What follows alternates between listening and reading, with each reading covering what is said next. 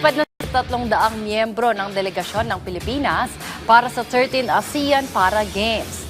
May report si Teammate Jamaica Bayaka. Go for gold! Yan ang sigaw ng 323 delegado na ipapadala ng bansa sa ika-13 edisyon ng ASEAN Para Games na gaganapin sa Nakhon Ratchasima, Thailand mula January 20 to 26. Pinangunahan ni na Philippine Sports Commission Chairperson Patrick Pato Gregorio at Michael Barredo, presidente ng Philippine Paralympic Committee, ang send-off ceremony na ginanap nitong Miyerkules sa isang hotel sa Maynila. We know that they're going to be doing their best, di ba? But I think the challenge is more of attitude to keep it in mind, yung mindset nila, handa na sila, nag-training na sila, the equipment and everything they need has been given by the government through the Philippine Sports Commission.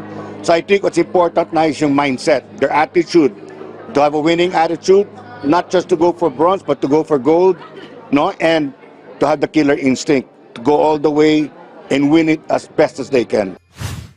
Target ng Pilipinas na malampasan ang medal haul nito noong nakaraang edisyon ng palaro sa Cambodia na nagtapos ng ika-5 pwesto, lalo't ngayong taon ang may pinakamalaking bilang ng para-athletes na lalaban at magtataas ng bandila ng bansa sa international stage. 19 na sports ang paglalabanan sa Thailand pero 16 na event lamang ang sasalihan ng bansa, hindi kabilang ang blind football, wheelchair tennis at wheelchair shooting. Ayon pa kay Barredo, umaasa ang komite na masalihan ng Pilipinas ang lahat ng event sa mga susunod na taon.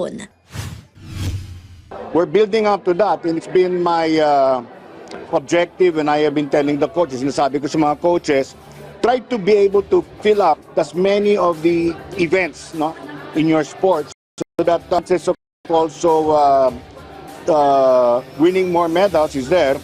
At the same time, the opportunity for our athletes in all categories are able to also participate, so that in other words, hopefully in the next ASEAN Para Games in Malaysia, I think we will have a bigger contingent.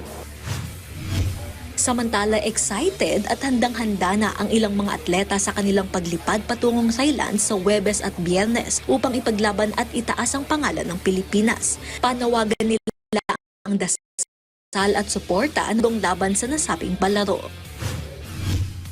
Excited naman no, makapunta naman Thailand, tas last ko na yung first ko na biyahe ng 2007 international tournament in Thailand. So isang cycle na 18 years na babalik na ulit ng mag-host yung Thailand. Bigyan niyo po ang players niyo, bigyan niyo kami ng players at kami po ay nangangako na gagawin namin ang best namin.